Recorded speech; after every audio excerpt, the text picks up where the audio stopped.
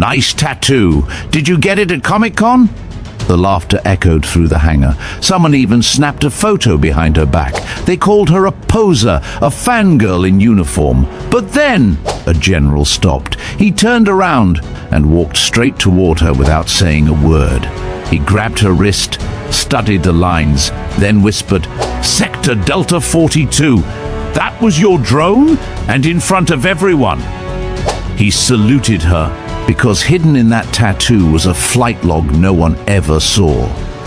A code, a mission, a rescue. You're watching Veteran Biker. Let's check in. 1 for first-time viewer, 2 if you've seen a few, 3 if you never miss. And if you're ready for a story where silence speaks louder than medals, don't forget to like and subscribe before we begin. The morning unfurled with a sharp, almost surgical clarity, the sunlight, stark and unyielding, slicing through the immense glass panes of the training hangar. It cast long, dancing shadows across the impeccably polished concrete floor, illuminating countless dust motes that swirled like miniature galaxies in the crisp, cool air.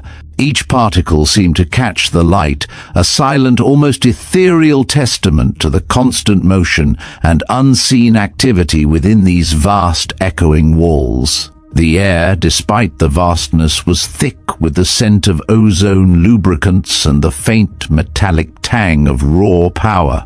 Cara Lynn, a young drone technician, moved through this sprawling space with a quiet, almost understated grace, her movements precise, economical, each step a reflection of a mind meticulously trained in the delicate calibration of optical sensors, the intricate maintenance of miniature rotors, and the complex silent language of circuit boards. Her world was one of absolute precision, of fractions of millimeters and microvolts, of seamless data streams and flawless execution.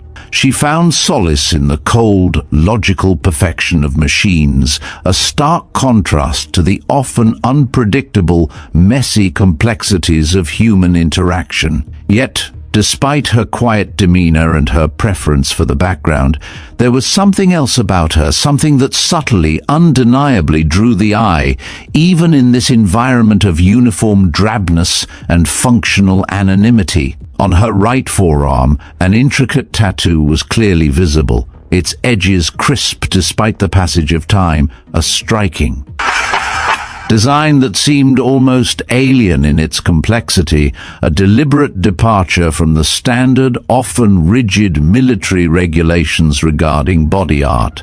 It wasn't merely a drawing, a casual piece of ink chosen for aesthetics. It depicted the sleek, almost predatory silhouette of a drone, its form not just outlined but intricately interwoven. With faint, almost imperceptible coordinates, a series of seemingly random numbers, and a network of delicate circuit lines, a complex tapestry of ink that hinted at something far deeper than mere aesthetics. It was, in truth, a secret history etched onto her very skin. A coded narrative of a past she could not, dared not speak of, and one she guarded with fierce, silent determination, a truth known only to her, until now. As she navigated her way toward a workstation positioned near the heart of the ongoing operations, her presence, unassuming as it was, began to attract a subtle current of attention, a ripple of low-level curiosity that quickly escalated. A ripple of low chuckles started, a barely audible murmur at first, barely a rustle of sound, but it quickly grew in volume, transforming into a chorus of snickers and stifled guffaws as she approached a cluster of officers gathered near a new, gleaming simulator.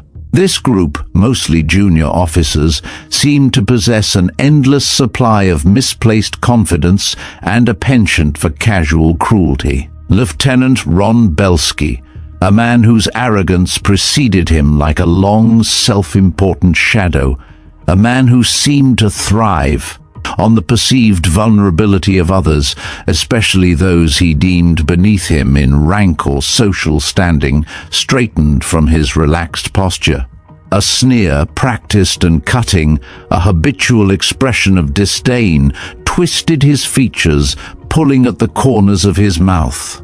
His voice, deliberately amplified to carry across the open space, designed to ensure maximum humiliation and to draw attention to his witty observations, cut through the ambient hum of the hangar with jarring force, like a sharp clap in a quiet room. "Look at that, guys," he drawled, his tone dripping with condescension, laced with an almost childish glee at the prospect of an easy target, gesturing dismissively toward Kara's exposed arm, specifically targeting the intricate ink. "Cosplay ink for our little drone jockey. What's next? An action figure collection of her favorite UAVs. Are we decorating our multi-million-dollar unmanned aerial vehicles with glitter and sequins now? Perhaps a cute little bow for the sensor array?" His words landed with a sharp, piercing sting, each syllable a barbed arrow aimed directly at her sense of professionalism, her dedication, and the very core of her identity. It was a blatant attack, designed to belittle, to mock. It elicited another wave of raucous, uninhibited laughter from the officers surrounding him, a chorus of agreement that amplified the sting. The sound grated on Kara, each chortle a small personal affront that seemed to prick at her composure, attacking her passion, her arduous profession, her very being. She could feel their eyes on her, mocking, dismissing, reducing her profound commitment and her years of specialized training to a trivial hobby, a childish pursuit, something utterly unworthy of serious respect in their eyes. The humiliation was a hot, familiar flush across her cheeks, a searing blush that crept up her neck and burned in her ears. A tightening in her chest that made it momentarily difficult to breathe normally, to draw a full, steady breath into her lungs. 1,000 retorts flashed through her mind, sharp and cutting, but she suppressed them all, yet outwardly she remained a fortress of calm, a carefully constructed facade of imperviousness that had taken years to perfect. Her jaw tensed, a barely perceptible clench of muscle beneath her skin, a subtle sign of the inner battle she waged against the rising tide of anger and hurt. But she said nothing. She had learned long ago through countless similar encounters, through years of enduring such casual cruelty and gendered dismissal, that engaging with such blatant mockery only served to fuel its fire, giving it the validation and attention it so desperately craved. It would only encourage them further. Silence, she had discovered, was often the most potent defense, a silent, unyielding shield against the insidious barbs of ignorance and ingrained prejudice. It was a refusal to engage on their terms, to grant them the satisfaction of her reaction. She simply continued her trajectory toward her assigned workstation, her shoulders squared with a quiet defiance, her gaze fixed on the array of tools and components that awaited her, her only refuge. The laughter, however, echoed in the vastness of the hangar, a persistent, unwelcome soundtrack to her morning, a constant abrasive reminder of the unspoken judgment and profound disrespect she faced daily, a constant hum of disdain that was harder to ignore than any direct insult. Just as the snickers began to die down, replaced by the murmurs of resuming, self-satisfied conversation among Ron's cohort, a new sound sliced through the air, a voice, deep, gruff, and infused with an undeniable, inherent authority that commanded immediate and absolute attention. It was a voice that brooked no argument, no hesitation, a sound that cut through the background noise like a surgical blade. "Belsky!" Read that string of code aloud. Master Chief Heron stood, a towering figure of experience, his presence formidable, almost daunting. His arms were crossed over his chest, a posture of immense power, and his gaze was as sharp and unyielding as a honed blade, missing nothing. He was a veteran of countless years, his face a roadmap of hard-won wisdom. etched with the lines of countless deployments and the heavy weight of immense responsibility for the welfare of his subordinates. His reputation for no-nonsense integrity, an encyclopedic knowledge of military codes and protocols, and an uncompromising dedication to true merit regardless of rank or background preceded him like a legend. His sudden, unexpected intervention froze Ron in his tracks, mid-chuckle, his face instantly draining of its smug amusement. The sneer vanished from the lieutenant's features, replaced by a look of bewildered surprise, then a growing, deeply uncomfortable unease, a dawning realization that he had not only overstepped, but had done so in the direct sight of a superior officer who demanded respect and competence. He stammered, his usual quick wit and facile retorts utterly deserting him, leaving him grasping for words, his mind a sudden blank. He leaned closer to Kara's forearm, his face contorting in a desperate effort to make sense of the intricate lines that formed the tattoo, his brow furrowed in desperate, futile concentration. But the faint script, designed for a different kind of eye, for a mind tuned to a different frequency of information, for a specialized knowledge he simply did not possess, remained stubbornly, defiantly illegible to him. The lines blurred, the symbols remained obscure, an undecipherable puzzle, mocking his attempt to comprehend. He mumbled, stammered again, his face a picture of flustered embarrassment, the crimson flush returning with renewed intensity, and finally, his shoulders slumping slightly.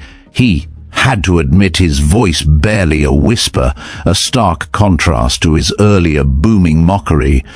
I can't make it out, Master Chief. It's just lines. It doesn't make any sense." His arrogance, so palpable moments before, had deflated like a punctured balloon, leaving him exposed, flustered, and utterly, publicly humiliated, his authority undermined. A heavy, oppressive silence descended upon the entire hangar, thick and palpable, a stark and jarring contrast to the earlier cacophony of laughter and casual conversation.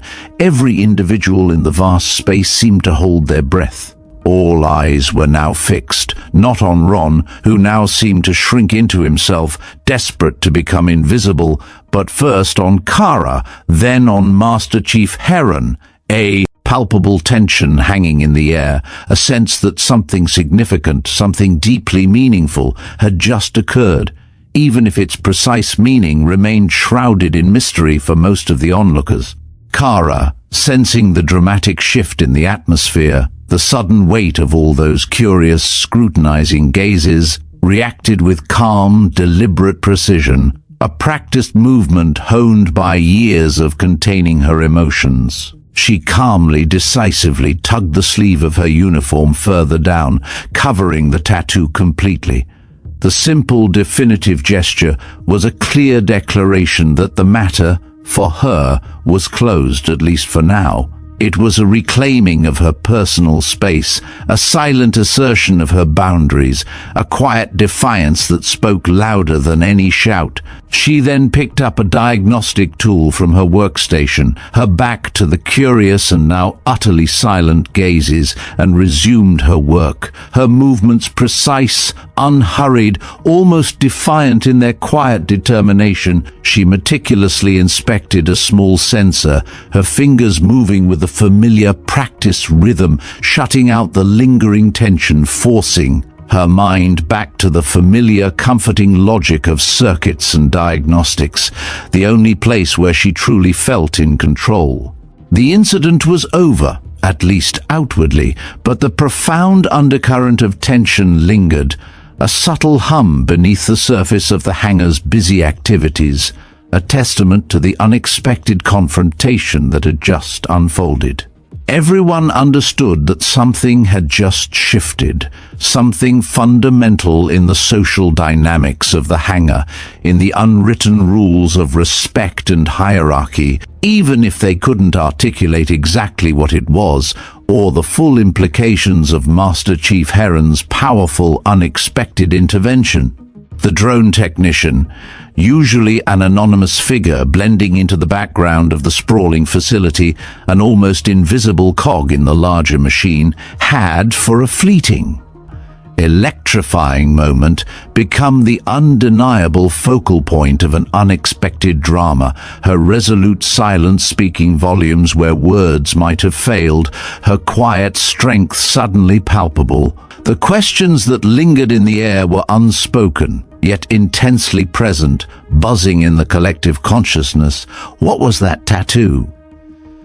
Why had Master Chief Heron, a man of such immense respect and authority, intervened with such unexpected force and gravity to defend a mere technician? And what did it all mean for Specialist Lin, this quiet woman who carried such an enigma on her skin? The answer remained hidden for now, like the intricate ink beneath her sleeve, a secret waiting for the right moment and the right eyes to be truly seen and understood, to reveal its profound depth. The weight of her past, usually a solitary burden, had just for a moment been brought into the stark public light, leaving a tangible tremor in its wake, hinting at a truth far greater than any of them could yet comprehend. The echoes of the hangar, with its lingering traces of laughter and sharp, dismissive words, slowly, mercifully, receded as Cara Lynn found her way to the drone maintenance bay. This space was her sanctuary, a quiet haven where the precise, logical lines of machinery and the comforting scent of clean electronics offered a stark, welcome contrast to the messy, unpredictable uncertainties of human interaction. The air here was cool, faintly metallic, carrying the clean, precise scent of lubricants, ozone, and circuit boards, the very smell of purpose and order. She settled onto a worn industrial-grade stool, its cold metal a familiar anchor beneath her. The harsh fluorescent lights overhead cast a clinical, unforgiving glow on her hands as she began the methodical process of wiping away the lingering streaks of grease from her forearms.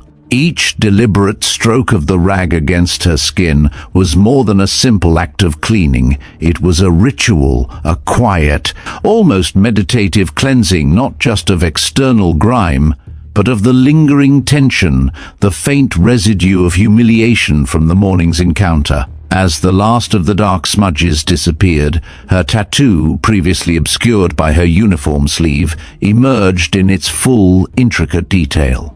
It wasn't just a design, not merely an artistic flourish. It was a complex, living map, a digital blueprint permanently etched into her flesh. Its faint coordinates, its precise circuit lines, now starkly visible, seemed to almost vibrate with unspoken history, a silent testament to a chapter of her life that remained, by necessity, a profound secret. The sight of it, stark and clear beneath the unforgiving light, triggered an unbidden, powerful cascade of memories, pulling her back as if by an invisible thread into a past she carried like a phantom limb, always present, always felt, yet intangible to others. The sterile quiet of the maintenance bay, with its rows of silent drones, dissolved around her, replaced by the searing, almost blinding daylight of a profoundly different memory. It was the scorching, relentless heat of a remote, unforgiving landscape, the air thick with the acrid scent of dust and the distant, rhythmic throb of a powerful, unseen engine. She was younger then, barely out of her initial training, but already possessed a quiet intensity, an innate, almost uncanny aptitude for the silent, high-stakes dance of drone warfare. In that memory, she was a classified UAV pilot, operating under the almost mythical call sign Echo 9. This was during Operation Eclipse Watch, a mission so deeply covert, so thoroughly shrouded in secrecy, that its very existence was little more than a whisper, a rumor confined to the highest, most privileged echelons of command. It was an operation whose details were compartmentalized with an almost paranoid zeal, ensuring that only a handful of individuals truly knew its full scope. Her hand, still resting on her forearm, instinctively traced the precise contours of the drone silhouette on her skin, her finger pausing on a cluster of tiny, almost microscopic dots, coordinates. These were no random artistic flourishes added by a tattoo artist. They were the precise geographical markers, the digital breadcrumbs of a night extraction that had unfolded with chilling precision and breathtaking danger. It was a rescue, almost 4 years ago to the day, a harrowing ordeal that had saved 12 soldiers from certain annihilation, pulling them back from the precipice of doom. The details replayed in her mind with vivid, almost painful clarity, like a black and white film strip flickering to life, the frantic clipped comms chatter, urgent and desperate, filtering through her headset, each word a high-stakes gamble. A reconnaissance team, the Echo Scouts, renowned for their stealth and their unparalleled resilience, had been ambushed, their position compromised, surrounded deep within enemy territory. Their options were dwindling with every passing minute, the clock ticking towards an irreversible end. Artillery fire rained down around them, a deadly, percussive symphony of explosions that vibrated even through her remote console, and the desperate pleas for air support, for extraction, grew increasingly urgent, laced with a raw, primal fear. But conventional air assets were too slow, too vulnerable to the enemy's escalating aggression. The risks of sending in manned aircraft were astronomical, bordering on suicidal. That's where Echo 9 came in. That's where she came in. From a remote, undisclosed location, hundreds of miles away, isolated in a secured bunker, she became their eyes in the sky, their only viable hope. Her fingers, nimble and precise, danced across the control panel, a blur of practiced motion, guiding the advanced UAV through the tumultuous, moonless night. The drone, sleek and silent, a mere shadow against the dark expanse, navigated treacherous, unknown terrain, dodging unseen threats. Its sophisticated infrared cameras piercing the absolute darkness, painting a real-time picture of the chaos below. She remembered the gnawing fear, a cold, persistent knot in her stomach, not for her own safety, for she was far removed from the physical danger, but for the lives hanging by a single fraying thread in that distant, hostile landscape. The lives of 12 men and women, trapped, isolated, their fate resting solely on her precision, her calm under unimaginable life or death pressure, the silent, instantaneous decisions that flowed from her mind to her fingertips. The mission parameters had been agonizingly clear, brutally simple in their demand: find them, confirm their exact position, guide the small elite extraction team to them with absolute precision, and do it all without detection. Failure was not an option. Detection meant catastrophe, not just for the trapped soldiers, but for the entire covert operation. Every ripple on the screen, every faint thermal signature, every tremor of the joystick was a calculated risk, a breath held. The tattoo itself was born from the white-hot crucible of that night, with no formal credit, no shining medal to acknowledge her pivotal, almost superhuman role, no public recognition of the impossible feat she had pulled off. The ink became her deeply personal commendation, her silent, unseen Medal of Honor. It was a defiant act, a way to reclaim her truth in a system that sought to erase it. After the mission, the profound relief that had washed over her was overwhelming, a tidal wave of exhaustion and triumph, but it was quickly, insidiously, overshadowed by a pervasive sense of profound isolation. She had done something truly extraordinary, something that had directly, unequivocally saved 12 human lives, yet the world remained utterly unaware. She had returned to the crushing anonymity of her technician role, the vast echoing chasm between her clandestine operational life and her public existence growing wider and deeper with each passing day. The very nature of covert operations dictated absolute silence, a wall of non-disclosure, but that enforced silence had become a heavy, suffocating burden. It was like living two separate lives, one vibrant and heroic, the other mundane and unappreciated.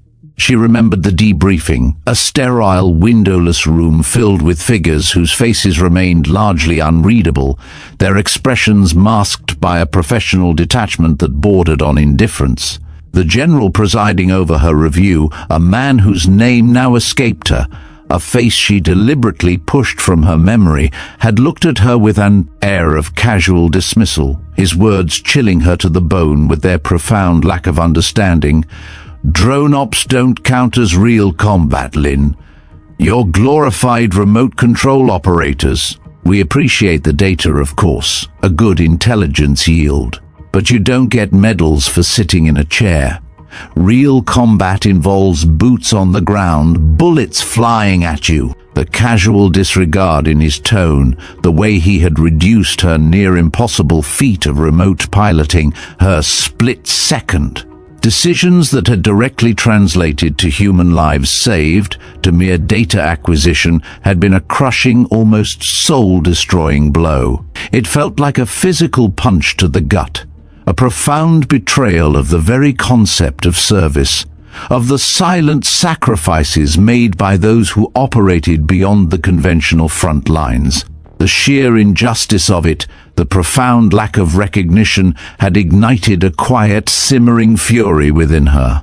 She had poured her heart and soul into that mission, had risked her psychological well-being, had lived and breathed every terrifying adrenaline-fueled moment of that night, and it was all dismissed as less than real, less than worthy. For weeks that dismissive statement had replayed in her mind, an insidious, corrosive loop eating away at her resolve, her sense of purpose. She had reached a breaking point.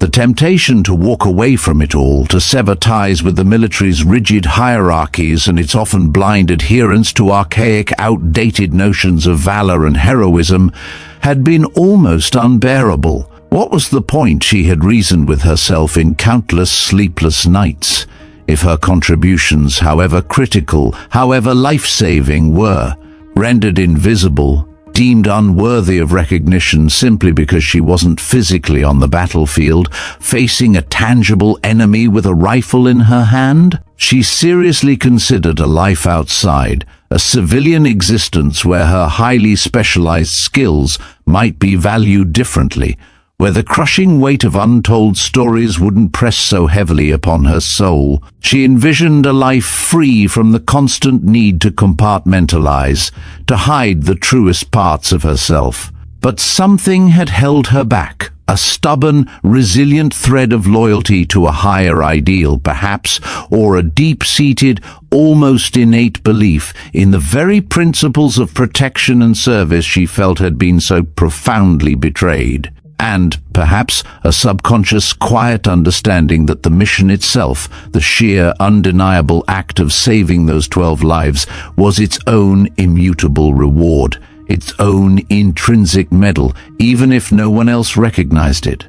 The profound impact she had made, the lives she had spared, that was the true validation. Now, as she wiped the last of the grease from her hands, the familiar scent of metallic oil grounding her in the present, her gaze drifted to the small wall-mounted calendar beside her workstation. Tomorrow, a significant date, marked with a red circle. A visiting general was scheduled to oversee a new tech demonstration, a high-profile inspection tour. General Victor Aldren, the schedule had read, a name that meant little to her, just another high-ranking officer, another face in a long line of visiting dignitaries, another required performance. She had dismissed it, like so many other dates on her calendar, as simply another mundane requirement of her job, another hurdle to navigate. She would do her part, ensure the UAV optics were calibrated to perfection, ensure every system was faultless, and then retreat back into the quiet anonymity she had carefully cultivated. Yet, despite her cynicism, a tiny, almost imperceptible flicker of something akin to hope stirred within her. Not hope for public recognition, not for accolades or promotions, but perhaps for a fleeting moment of genuine understanding. A silent acknowledgement from someone, anyone, that what she did, what she had done, truly mattered, that her unique brand of courage held its own profound weight. The tattoo, now hidden beneath her sleeve once more, felt like a silent prayer, a waiting whisper in the vast, indifferent expanse of the military machine, a story yearning to be heard, if only by the right ears. The past was etched onto her skin, a permanent record of sacrifice and silent triumph. But the future, unknown and unwritten, was just a day away, holding an unexpected destiny she could not yet fathom. She sighed, a soft, almost inaudible sound, and pushed herself off the stool, the faint, comforting hum of the bay her only true companion. The memories receded, but they never truly left her. They were part of her, woven into the very fabric of her being, a silent, powerful testament to a night only the sky had truly witnessed, and a secret she carried with quiet dignity. The arrival of General Victor Aldren was, as always, an event that seemed to shift the very air currents of the base, creating an almost palpable atmosphere of heightened attention and anticipation. He descended upon the sprawling facility, not with overt fanfare or ostentatious displays, but with the quiet, authoritative precision of a seasoned predator surveying its domain, every movement deliberate, every glance meaningful. His reputation preceded him like a long, deep shadow, a decorated three-star general, renowned not just for his strategic brilliance on a grand scale, but for an uncanny, almost photographic memory for the most minute details, particularly those pertaining to covert operations and their often unseen intricacies. He was a man who understood the unseen battles, the silent wars fought in the shadows, as intimately as he understood the ones waged on conventional front lines with tanks and battalions. His very presence seemed to sharpen every edge, tighten every nerve ending, making even the most seasoned officers stand a little straighter, speak a little more succinctly. Today, his focus was singularly directed towards inspecting the newly installed simulator systems, a critical multi-million-dollar component of modernizing the base's cutting-edge training capabilities for the next generation of drone pilots and intelligence analysts. The midday demonstration was therefore a high-stakes affair, with a dozen key personnel meticulously prepared to present their segments, each hoping to impress the discerning eye of a man who, it was widely known, missed absolutely nothing. Cara Lynn was positioned at the absolute heart of this complex, high-pressure demonstration, a pivotal figure without whom the core function of the display could not proceed. Her role was nothing short of crucial. She was in charge of calibrating the UAV optics, a task demanding not just absolute, unwavering focus, but an almost surgical precision in her movements and adjustments. The new generation of drone cameras boasted astonishing resolutions, capabilities unheard of just a few short years prior, transforming blurry thermal images into sharp, identifiable details. Even the slightest misalignment, a micron out of place, could compromise an entire mission's intelligence gathering, rendering hours of flight time utterly useless. She knelt gracefully beside a gleaming state-of-the-art console, its multiple screens flickering with intricate data streams. Her brow was furrowed in intense concentration, a slight crease between her eyebrows indicating the depth of her absorption.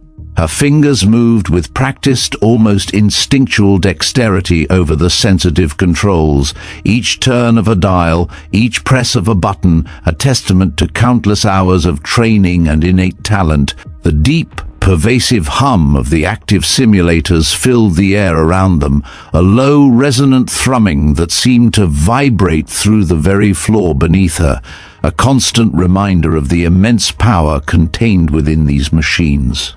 A tight knot of officers and senior technicians stood nearby, presenting various facets of the new technology to General Aldren, their voices a respectful murmur, a low drone of technical jargon and projected performance metrics. Kara was acutely aware of the General's imposing presence, not from any direct interaction, for she was too engrossed in her task, but from the subtle ripple of deference that preceded him, the way conversations quieted, postures stiffened, and eyes darted discreetly in his direction. She focused intently on the delicate adjustments, her mind consumed by the minute, almost microscopic calibrations required to achieve that elusive state of perfect optical clarity. Each pixel, each sensor alignment, each flicker of light on the camera's array, every infinitesimal detail mattered with a weight that felt immense. She reached for a specialized fine-tuning tool, a small, intricate wrench crafted for precision adjustments. Her movements were fluid and efficient, honed by repetition. As she leaned forward, her body contorting slightly to access a particularly stubborn panel on the console's underside, her uniform sleeve, which she had meticulously kept pulled down over her forearm, slipped. It was a minuscule, unintentional movement, a fraction of an inch, perhaps barely a centimeter, but in that brightly lit critical environment, it was enough. The intricate ink of her forearm tattoo, the precise outline of the drone silhouette interwoven with its faint, complex circuit lines and coordinate nodes, was momentarily, unmistakably exposed to the harsh, unforgiving fluorescent light of the hangar. She didn't notice it immediately, her mind still entirely absorbed by the delicate electronics, the minute adjustments she was making to bring the optics into perfect focus. The world outside her immediate task had momentarily ceased to exist. General Aldren, who had been listening with an almost intimidating intensity to a detailed briefing on projected flight path analytics and predictive targeting systems, stopped mid-sentence. His voice, clear and resonant a moment before as he questioned a projection, ceased abruptly, as if a switch had been flicked. The shift was instantaneous, almost jarring in its suddenness. The officers briefing him, caught off guard by his sudden silence, paused, confused, their words dying on their lips. Their gazes, uncertain, followed his. Aldren's eyes, which moments before had been sharply scanning the complex data projections on a holographic display, had locked onto something else entirely, something far more compelling. He wasn't looking at the high-definition screens, nor at the sophisticated equipment array that cost millions. His gaze was fixed, unblinking, with an almost unnerving intensity on Kara's exposed forearm. A profound stillness settled over him, a statue-like immobility that radiated an almost magnetic intensity. The air in the entire demonstration area seemed to thicken, to hum with an unspoken tension, a silent question mark hanging in the air. He took a single, deliberate step away from the briefing group, his movements slow, measured, almost predatory in its quiet determination. Then another. He approached Kara silently, his footsteps barely audible on the polished floor, a deliberate quietness that commanded immediate and absolute attention without a single uttered word. The officers and technicians presenting to him exchanged nervous, bewildered glances. A few cleared their throats, but no one dared to speak, to break the profound silence that had fallen. The general's silence was more commanding than any shout, more potent than any direct order. He reached Kara's side, his imposing presence casting a sudden cool shadow over her. She finally looked up, alerted by the abrupt cessation of background chatter and the unsettling silence of the General's usually robust conversation. Her eyes, still adjusting from the intense focus on the console, met his, and in that instant she saw a flicker of something she couldn't quite decipher. Recognition, yes, but also disbelief. A profound, almost visceral personal intensity that was utterly out of place for a casual inspection. It was a gaze that seemed to pierce through her professional facade, straight into the hidden depths of her past, into the very core of her untold story. Then, without taking his eyes off her, General Aldren's voice, now a low, resonant murmur, filled the profound void of silence. It was not a command, not a question in the traditional sense, but an instruction delivered with an undeniable, unshakable gravity that left no room for dissent, no possibility of refusal. "Everyone," he stated, his voice carrying an inherent authority that cut through any remaining uncertainty, "clear the room, now!" The directive, though softly spoken, resonated through the space with the surprising force of an explosion, scattering the gathered personnel. Officers, who moments before had been confidently detailing projected flight paths and sensor capabilities with professional aplomb, now scrambled, their faces a mixture of confusion, surprise, and immediate, absolute compliance. Technicians, mid-demonstration, abruptly powered down systems with fumbling hands and hurried out, their movements clumsy in their haste, eager to obey the General's unspoken will. The vast room emptied with astonishing speed, leaving only Kara and the General standing amidst the silent, sophisticated machinery, the high-tech equipment now gleaming impersonally in the stark light. The hum of the active simulators seemed to grow louder in the sudden, profound absence of human voices, a strange, almost eerie backdrop to the unfolding, private, intensely personal moment. Aldren took another step closer, deliberately closing the final distance between them until he was standing directly in front of her. His eyes, still fixed on her tattoo, now held an almost disarming vulnerability, a rare glimpse beneath his usual steely military bearing, a crack in the formidable armor he typically presented to the world. He reached out a gloved hand, his movement slow, deliberate, almost reverent, as if touching something sacred. His index finger, precise and steady, touched a specific point on her forearm, a minuscule coordinate node etched into the drone's silhouette, barely discernible to the casual eye, but clearly distinct to him. The contact was light, barely a feather touch, but it sent an unexpected jolt through Kara, a tremor that ran from her forearm straight through her core. It was a sensation both startling and deeply intimate, an electric current of recognition, a connection to a part of herself she had kept hidden, fiercely guarded for so long. His voice, when it came, was barely above a whisper, raw with an emotion that belied his usual unshakable exterior, a tremor that revealed the depth of his unspoken burden. "This," he began, his voice thick with unspoken meaning, with the weight of years of silent searching. "This was Delta 42. 4 years ago, that night." His gaze lifted from her arm to meet her eyes, now filled with an intensity that made her breath catch in her throat, stealing the air from her lungs. The question was implicit in his gaze, in the tremor in his voice, in the way his eyes seemed to plead for confirmation.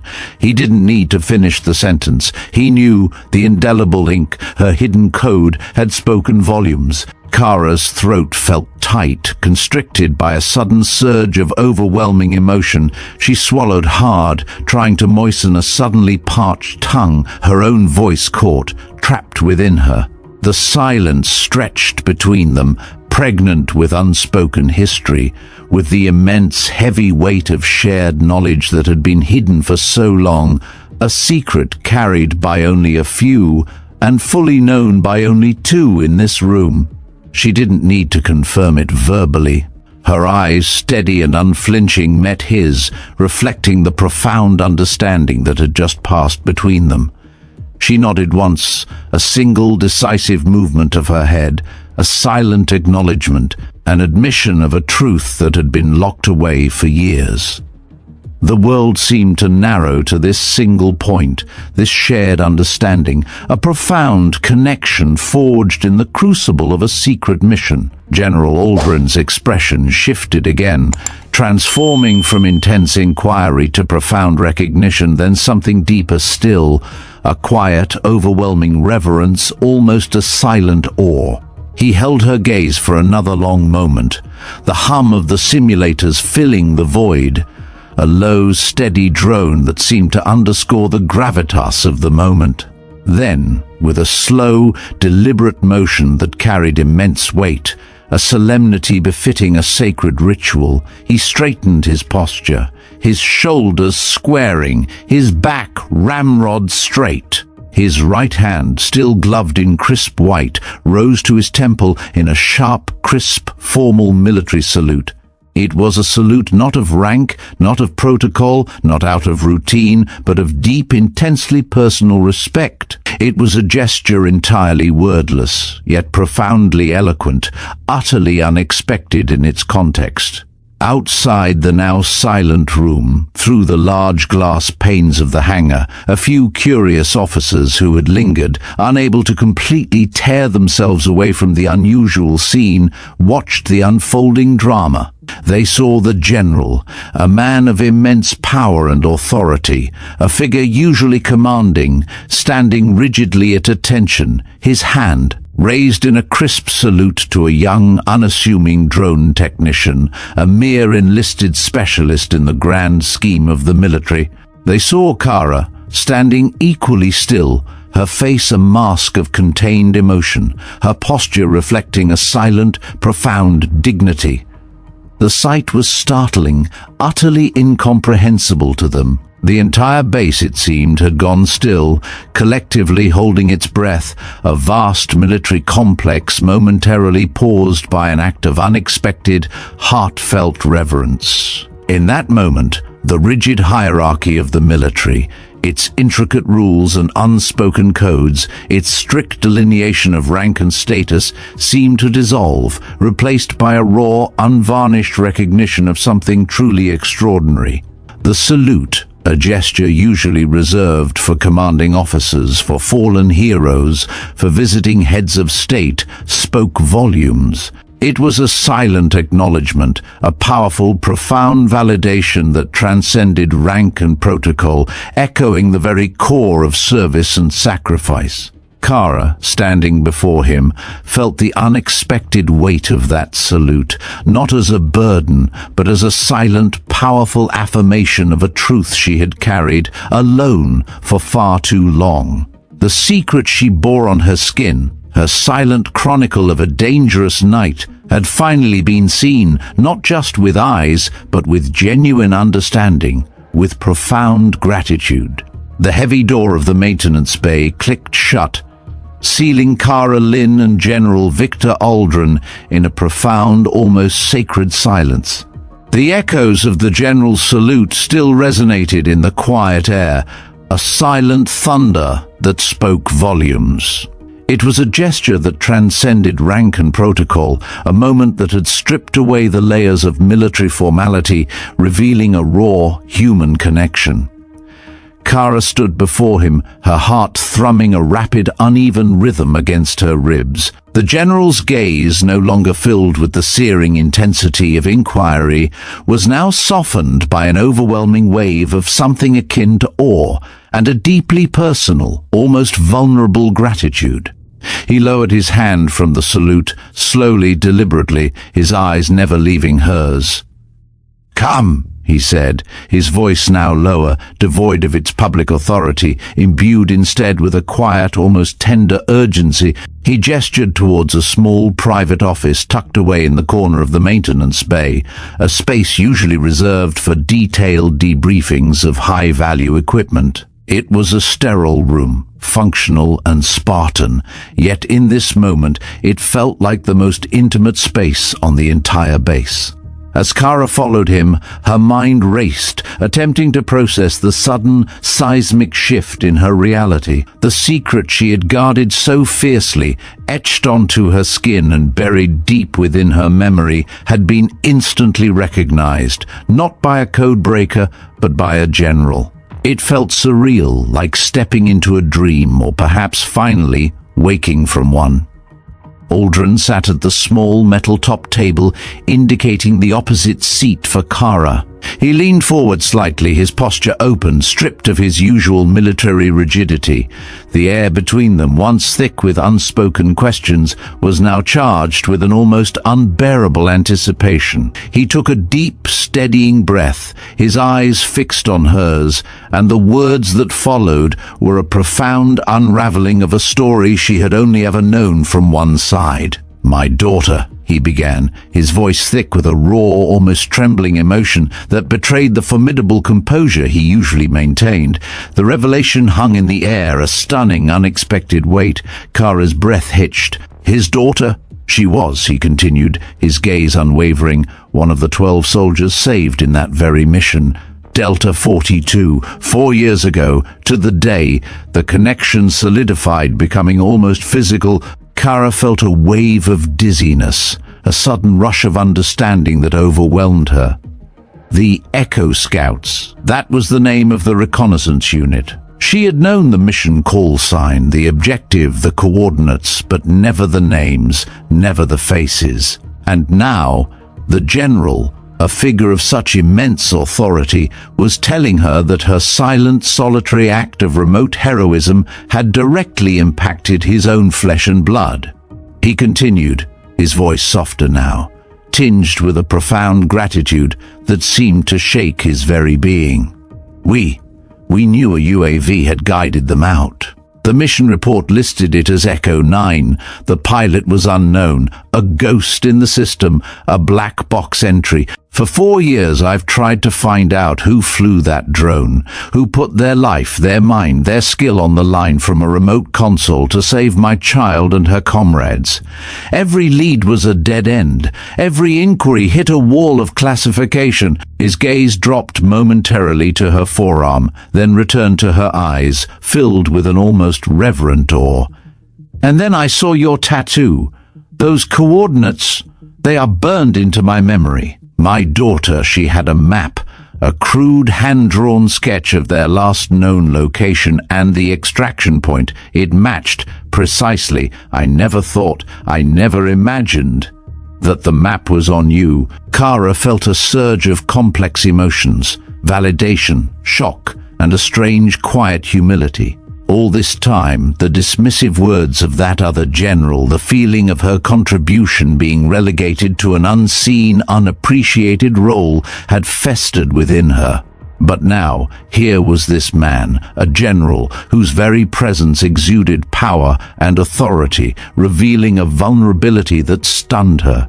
He wasn't looking at her as a technician or a drone operator, but as a lifesaver, an unsung hero. Without a word, driven by an instinct to share the full, unvarnished truth, Kara reached for the small, secure console built into the wall of the private office. Her fingers, still steady despite the tremor in her soul, quickly navigated through a series of encrypted files. She accessed a highly classified data packet labeled Eclipse Watch Echo 9 post-op log. With a soft click, a silent black-and-white drone recording flickered to life on the screen. It was the raw, unedited footage of that terrifying night's rescue, still marked with the highest classification. The general leaned forward, his eyes fixed on the monochrome images. The screen displayed the familiar, stark landscape, the desperate figures huddled amidst the shattered debris, the pinpoint accuracy of the drone's overhead guidance, the way it acted as a silent guardian, illuminating the safest path, relaying enemy positions, guiding the small specialized extraction team through the chaos. He watched, transfixed, as the faint outlines of the 12 soldiers moved through the darkness, following the drone's silent lead, step by agonizing step, towards safety. Kara had watched this footage countless times, each viewing a painful yet cathartic replay of her most defining moment. But seeing it through his eyes, seeing the subtle clench of his jaw, the deep emotion that flickered across his face, gave it a new, profound meaning. He saw the precision, the skill, the unwavering focus required to navigate such a desperate situation from hundreds of miles away. He saw the intelligence, the quick thinking, the silent command that Echo 9 had exerted over the battlefield. As the silent footage played, culminating in the successful rendezvous of the Echo Scouts with their extraction team, a profound silence filled the room, broken only by the faint hum of the console. General Aldren slowly reached into the inner pocket of his dress uniform. He produced a small, polished metal token. It wasn't a medal, not an official commendation with ribbons and citations. It was a simple circular disc, heavy and cool to the touch, engraved with a single abstract symbol. A stylized, unbroken circle, symbolizing an unbroken chain of command, a completed mission, a life saved. He placed it carefully on the metal-topped table between them, sliding it gently across the surface until it rested directly in front of Kara. "This," he said, his voice husky with emotion, "is given only to those whose contributions were buried, whose acts of profound service were necessarily unrecorded, but whose impact was utterly irreplaceable.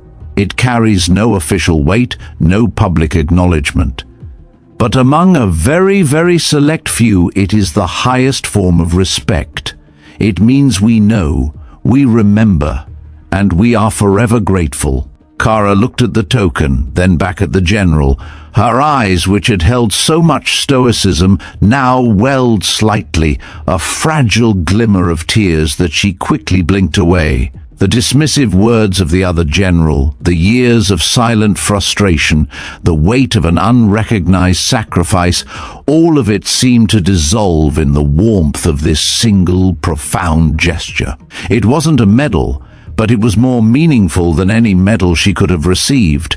It was validation, understanding, and gratitude from a man who truly understood the depth of her contribution, a man whose own life had been irrevocably touched by her actions. As if on cue, or perhaps by some unseen, pre-programmed link, the screen behind them seamlessly synced Kara's tattoos in coded grid with the Master Mission Board's real-time overlay. The complex symbols, the coordinates, the precise flight paths etched into her skin now appeared, mirroring exactly the highly classified data on the digital map. Every line, every point, every subtle curve matched perfectly, a visual affirmation of the tattoo's true purpose. It wasn't just a personal record, it was a military document written on skin. The general watched, his eyes scanning the matching patterns, a slow, knowing nod affirming the undeniable truth laid bare before them. No further words were exchanged. There was no need. The silence in the room was not empty, but full of understanding, of shared history, of a profound unspoken respect that transcended any need for verbal articulation. The general looked at Kara, his eyes holding a depth of gratitude that words could never convey. Kara looked back, a silent acknowledgement of the connection forged between them, a bond born from a shared hidden past. In that quiet space, amidst the humming machinery, a secret truth had finally come to light, witnessed only by two people and the silent digital echoes of a mission that had changed lives, forever binding them. The weight she had carried for so long had in this moment finally been shared, and in that sharing subtly, powerfully lifted. The revelation within the quiet confines of the maintenance bay rippled outwards, not with the explosive force of a public announcement, but with the quiet, undeniable power of a truth that had finally been set free. News in military bases travels less through formal channels and more through an intricate web of whispers, knowing glances, and subtle shifts in demeanor. The sight of General Aldren saluting a drone technician, followed by their hushed private conversation, had been too profound, too utterly out of the ordinary, to remain a mere curiosity. The story, fragmented at first, began to coalesce, carried on the invisible currents of curiosity and awe. "Did you hear?" someone would murmur in the mess hall. "The General," he saluted Lynn, and then, inevitably, the next layer would emerge, something about a classified mission. Echo 9. The sheer improbability of it. The unexpected reverence shown by a 3-star general to an enlisted technician lent the narrative an almost mythical quality. Cara Lynn, however, remained largely detached from the burgeoning legend. She returned to her duties with the same quiet meticulousness, but there was a subtle, almost imperceptible shift in the air around her. The casual dismissiveness that had often accompanied her presence began to dissipate, replaced by a cautious respect, even a quiet curiosity. Officers who once ignored her now offered polite nods. Technicians who had scoffed at her tattoo now glanced at it with an almost deferential fascination, wondering about the hidden story it contained. It was a subtle yet profound change, like the gentle but persistent erosion of a long-standing barrier. Then came the official yet still understated acknowledgement of her true capabilities. Not a medal ceremony, not a promotion to a high-profile role, but something far more fitting for a woman whose contribution had been defined by unseen influence. Cara was quietly assigned to lead a new training session for incoming UAV cadets. This wasn't just a routine instruction. It was a specialized module designed to instill not merely technical proficiency, but a deeper, more nuanced understanding of drone operations, pushing beyond the conventional limits of remote piloting. It was a subtle nod to her unique experience, a tacit recognition that her real combat was indeed a vital and irreplaceable form of warfare. The very nature of the assignment was a testament to Aldren's influence, a strategic move to integrate lessons learned from the very edge of covert operations into the mainstream curriculum. The first session began with a hushed reverence. The cadets, fresh-faced and eager, sat before her, not with the usual casualness of a standard lecture, but with an almost palpable sense of anticipation. They had heard the whispers, caught glimpses of the evolving narrative around their new instructor. Among them was Cadet Elisa Reyes, a bright, curious young woman whose eyes held a mixture of awe and genuine admiration.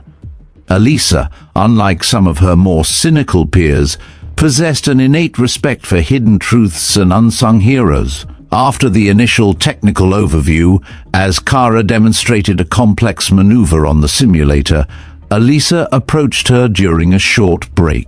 She spoke softly, almost tentatively, her voice barely above a whisper, as if afraid to break a fragile spell. "Did your drone really save the Echo Scouts, ma'am?" The question was direct, yet filled with a profound respect, devoid of any hint of skepticism or mockery. Cara paused, her fingers hovering over the console. She turned to face Elisa, a faint, almost imperceptible smile touching her lips, a rare sight.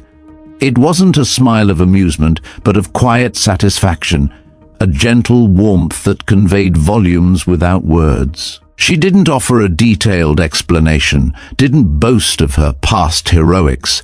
Instead, she simply nodded, a confirmation that carried the weight of years of unspoken truth. Then, with a fluid motion, she loaded a new simulator module onto the main display.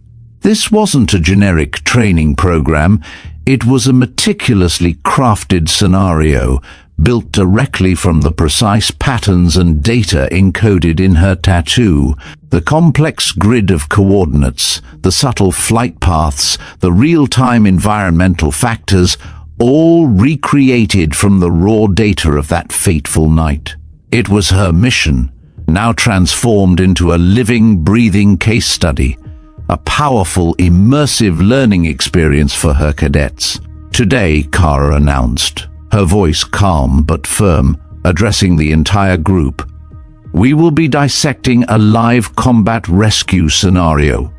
Every decision point, every tactical choice you make will have immediate consequences. Pay close attention to the environmental factors and the subtle shifts in enemy movement.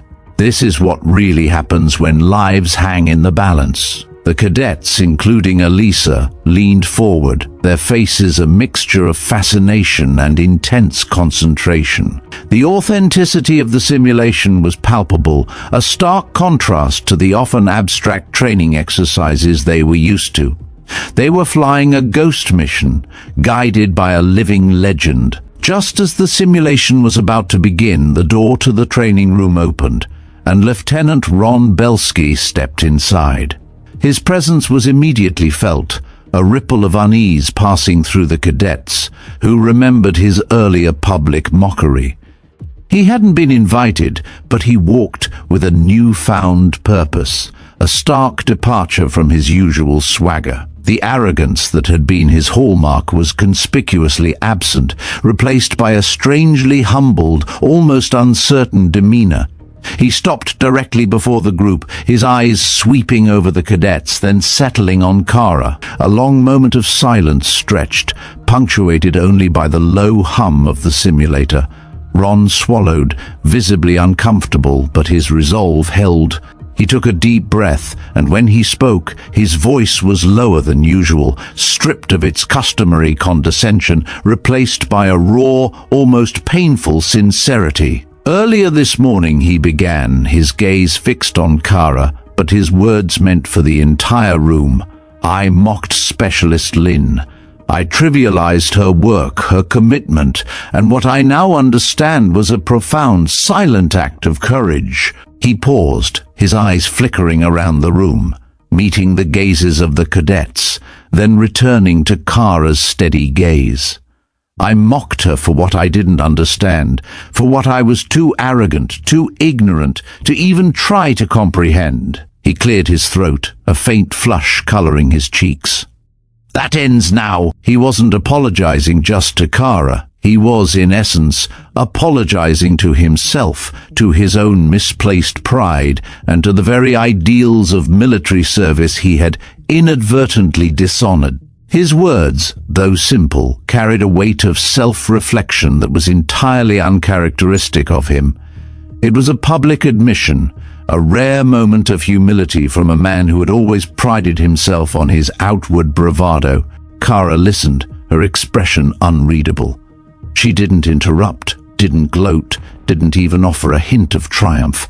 When he finished, the silence in the room was thick with unspoken tension, with the echoes of his unexpected confession. The cadets watched, riveted, witnessing an extraordinary moment of public atonement.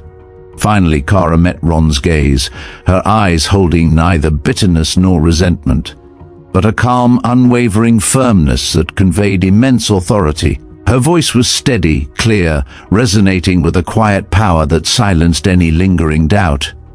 You don't owe me, she said, her words direct and unsparing, yet devoid of personal malice. Her statement wasn't a forgiveness, but a redirection, a higher principle. You don't owe me an apology, Lieutenant Belsky.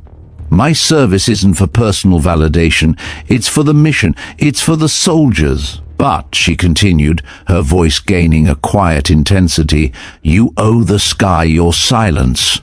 And you owe these cadets your understanding. You owe them the truth of what dedication means, beyond what you can visibly measure or easily comprehend. It was a profound lesson, delivered with an understated power. Her words were not about personal vindication, but about a higher purpose, about the respect due to unseen battles and the quiet courage of those who fought them from afar. It was a lesson in humility, in the true nature of respect, and in the immense responsibility that came with wielding military power, even from a distance. Ron Belsky, for the first time in his career, stood utterly chastened, absorbing her words, the weight of their truth settling upon him. The room remained silent, the cadets absorbing the gravity of the exchange. The simulation, built from Kara's own hidden history, now began to run, a silent, powerful testament to the principles she had just articulated.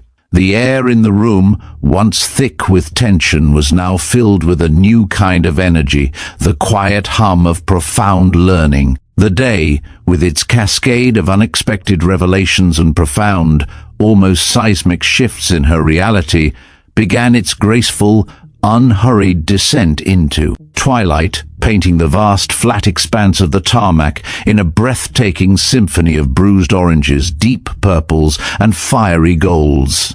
The sky, a boundless canvas of fading light, reflected the complex interwoven tapestry of emotions that had woven through Kara Lynn's very being, a blend of relief, validation, and a quiet, almost tender sense of purpose. As the last lingering rays of the sun stretched long, elongated shadows across the cool, unyielding concrete, Kara walked with a renewed sense of conviction, a quiet resolve that had been forged in the crucible of unexpected recognition, yet also with a profound, almost melancholic introspection, contemplating the journey that had led her to this moment.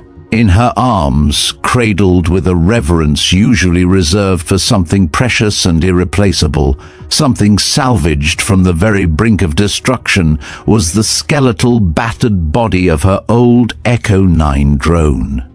It was a mere ghost of its former, pristine self, its once sleek, aerodynamic casing now dented, scarred by shrapnel, bearing the unmistakable marks of battles fought and miraculously survived. Components were visibly missing, wires dangled loosely like severed nerves, and the once pristine rotor blades designed for silent, swift flight were twisted, mangled fragments of composite material, beyond simple repair. Yet, even in its broken, wounded state, in her hands, it held the profound promise of rebirth, a powerful, unspoken testament to her enduring, almost symbiotic connection to the machine. That had been her partner in the silent skies, her unwavering ally in the most desperate, terrifying nights of her career, a night that had forever etched itself into her memory and her skin. She carried it not to a professional repair bay, not to a bustling workshop filled with other technicians and the cacophony of shared labor, but to a secluded, almost forgotten corner of a vast, echoing hangar. This was a space she had meticulously identified and claimed as her own, a quiet, almost sacred workshop of solitary devotion. Here, away from the prying eyes and the subtle undercurrents of the base, she would rebuild it alone, piece by painstaking piece, a labor of profound love, meticulous dedication, and deep remembrance. Each tiny scratch on its metallic casing, each twisted piece of internal wiring, each faded serial number, was a stark, visceral reminder of that harrowing night it had guided 12 precious souls from the very jaws of death, pulling them back from the precipice of oblivion. The weight of those memories, though heavy, was now infused with the warmth of newfound recognition. It was more than just a drone. It was a living relic, a vessel of indelible memory, a silent witness to courage, and in its meticulous reconstruction, she sought not only to restore its physical form, but to rebuild a piece of her own untold history, to give tangible physical form to the profound validation she had finally received.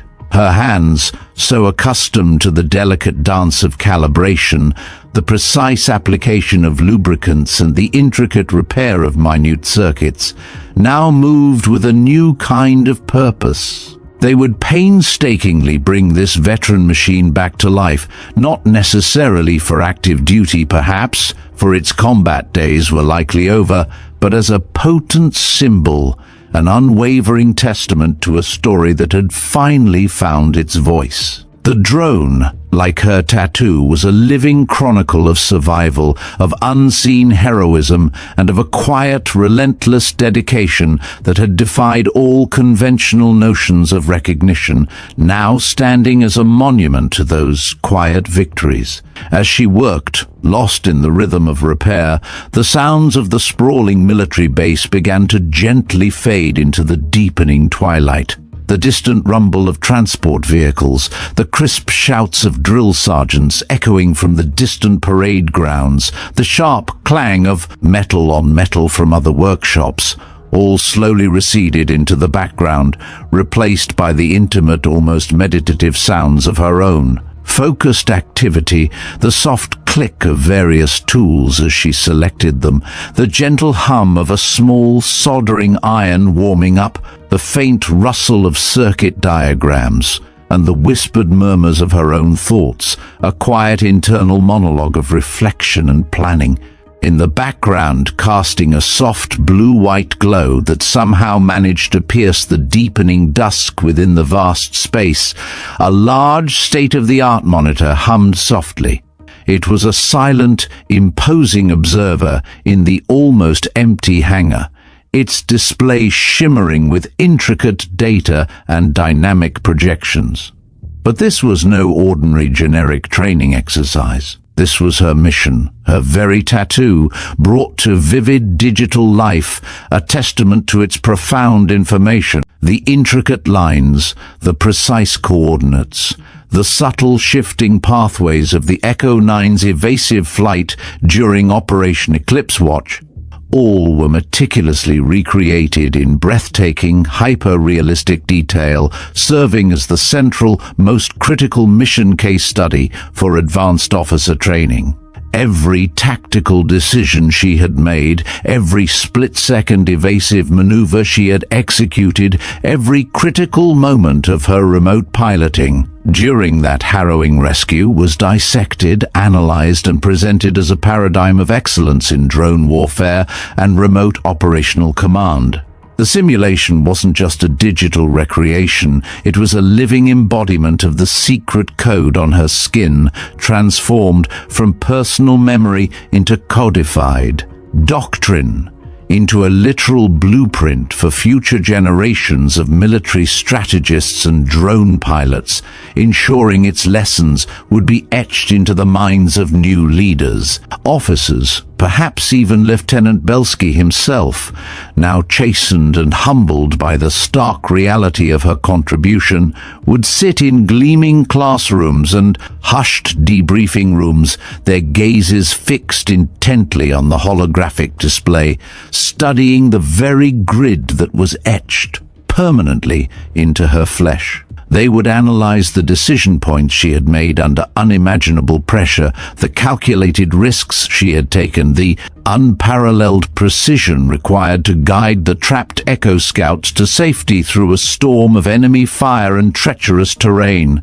They would learn, not from abstract theory or hypothetical scenarios, but from her silent triumph, from a mission that had been deliberately buried deep within classified files, hidden from public view for years. Her hidden valor, her profound contribution to the lives of those 12 soldiers, and indeed to the strategic capabilities of the military, was now becoming profoundly, undeniably visible. Not through a public parade or a medal pinned to her chest, but through the rigorous foundational process of education, through the very fabric of military training itself. The general's influence, his quiet but absolute authority, was undeniably clear. He wasn't merely recognizing her for a single act, he was strategically ensuring that her legacy became foundational, an intrinsic, indispensable part of the standard curriculum for all future command, pushing the boundaries of what was considered combat and heroism. It was a powerful, enduring form of recognition, transforming her deeply personal sacrifice, her solitary courage, into invaluable, institutional knowledge, ensuring that the lessons learned would resonate for decades to come. guiding countless operations and saving untold lives. This was her true legacy, far more impactful than any personal accolade. As Kara's fingers, stained faintly with grease and metal dust from her reconstruction efforts, brushed almost unconsciously over the faded ink on her forearm, a profound warmth spread through her, radiating outwards from the core of her being.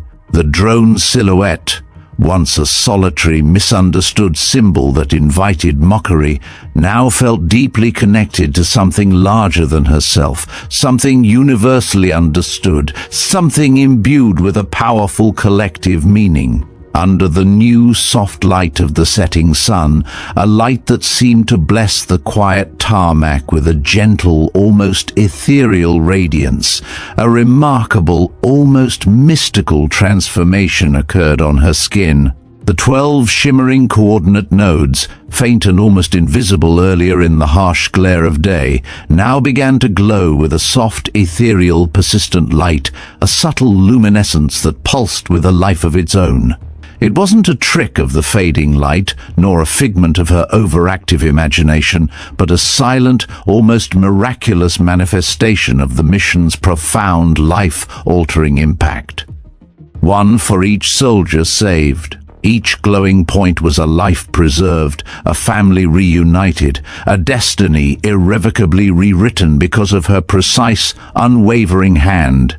On the remote controls, hundreds of miles away in a silent bunker, performing an act of heroism that defied conventional definition. It was a silent, luminous testament to the human lives she had touched, a visual echo of the profound gratitude that General Aldren had conveyed, a gratitude that had now permeated the very atmosphere around her, lifting the weight of years of silent burden. The moment was profoundly quiet. A perfect stillness that enveloped her as she looked at her glowing tattoo, then at the skeletal, yet promising drone in her arms, and finally at the distant monitor displaying her mission as a definitive living case study. The circle was complete. The past, once a heavy, unshared burden that weighed her down, was now a shining beacon, a source of quiet strength and undeniable purpose. The untold story, the secret narrative of Echo 9, was now being told not through a loud voice or a public pronouncement, but through quiet, undeniable demonstration, through silent light, through ingrained knowledge that would shape the future of military operations. The immense weight she had carried for so long, the burden of an unrecognized truth, had, in this singular, profound moment, finally been shared, understood, and in that sharing, subtly, powerfully, lifted from her shoulders, replaced by a quiet, dignified peace. The story ends not with a grand flourish or an explosion of fanfare, but with the quiet, echoing resonance of a letter, a powerful, reflective voiceover from General Aldren himself. His voice, now calm and deeply thoughtful, carried the accumulated wisdom of a long distinguished career, the gravitas of a man who had seen the true, multifaceted nature of heroism, and who now understood with absolute clarity that the most impactful acts were often those performed in silence, far from the public eye. Some marks fade. This is the natural order of things, a quiet, undeniable truth of human existence and the passage of time. Time, with its relentless, unforgiving march and the pervasive forces of neglect and indifference, possess an insidious power to diminish even the sharpest, most indelible memories, blurring the once vivid lines of past experiences into indistinct outlines. The wounds, whether they are physical scars etched upon the body or deep, unseen emotional ones, eventually heal, yes, but they often leave behind phantom pains or residual sensations, and the scars themselves whiten and fade over years, becoming less noticeable, less defining. The moments of intense struggle, of desperate conflict, of harrowing survival, slowly recede into the soft, indistinct haze of the past, becoming whispers rather than shouts. Stories untold, or perhaps only whispered in the darkest, most secluded corners, are quickly, mercilessly forgotten, swallowed whole by the overwhelming demands of the present, lost to the relentless currents of human attention and the constant influx of new information. They become faint whispers, ephemeral as smoke, easily dismissed, gradually vanishing into the background noise of history, their profound significance and the lessons they contain utterly lost to those who did not bear witness to them firsthand. In the vast, impersonal, often bureaucratic machinery of the military, a system designed for order and efficiency on a grand scale, it is tragically easy for individual acts of profound courage and unparalleled skill to be absorbed, assimilated, and then, inadvertently, erased, becoming mere data points, cold statistics in a sprawling, anonymous database, stripped bare of the human face, devoid of the personal impact, the raw emotion, and the profound heroism that truly defines them. The very nature of covert operations, by its fundamental design, by its absolute necessity for secrecy and compartmentalization, ensures that most of its triumphs and indeed its profound tragedies remain eternally out of sight, out of mind for the wider world, known only to a select, insulated few who bear the quiet, heavy burden of those essential, untold secrets. For a very long time, the compelling tale of Echo 9, a mission known by a specific call sign and a series of coordinates, was one such fading mark, a classified entry, a mere whisper in the wind, a digital ghost in the machine that, for all its life-saving transformative impact, risked being utterly lost to the relentless currents of time and the institutional imperative for absolute secrecy. It was a memory held by a precious few, slowly eroding, slowly losing its definition and its true meaning. Others become doctrine. These are the rare, profound truths that transcend individual experience, that refuse stubbornly and powerfully to be forgotten, to be diminished by time or indifference. These are the invaluable lessons forged in the white-hot crucible of real-world application, validated beyond any doubt by the undeniable, life-altering outcome of saved lives and achieved impossible objectives. They are the core principles, the immutable tenets, that are not merely remembered as historical facts or anecdotes, but are actively, rigorously taught, integrated into the very fiber of how we train, how we think, how we operate, how we engage with the complexities of modern warfare and its evolving challenges. They become the foundational tenets of our strategic thought, the core wisdom meticulously passed down from one generation of soldiers, of strategists, of operators to the next, ensuring continuity and growth. Such marks are etched not just into the fragile expanse of human memory, but into the very enduring fabric of our procedures, our protocols, our philosophy of warfare, becoming the very blueprint for future action, guiding every decision. They reshape how we understand courage in its myriad, often unseen forms, how we define effectiveness in the most critical, high-stakes moments, how we value the indispensable contributions of every single individual, regardless of their position on a traditional battlefield or their proximity to direct conflict. A powerful unseen act, once casually dismissed, once deemed not real combat, can quietly, inexorably redefine the very parameters of heroism and service, expanding our understanding of what it truly means to defend and protect. It can show us with undeniable clarity that valor comes in many forms, some of which do not require a rifle in hand or a physical presence on the scorching front lines, but rather an unparalleled precision, an unwavering calm under immense pressure, and a profound, distant mastery of complex systems and remote command.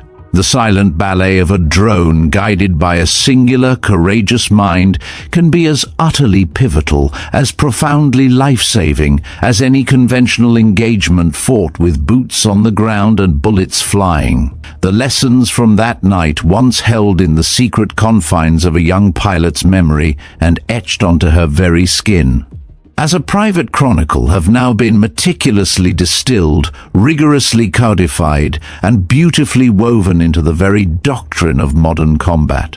They are studied, debated, and applied with new understanding, ensuring that the quiet, unwavering courage of Echo 9 will resonate far beyond the confines of a single, isolated mission, shaping the future of unseen warfare and irrevocably redefining what it truly means to serve, to sacrifice, to save lives in the complex tapestry of global security. The hidden mark, once a source of quiet burden, a lonely secret, has become a guiding light, a principle that endures, shaping the very way we wage our silent wars, a testament to the powerful, undeniable fact that some truths once revealed are potent enough to become eternal, never to fade.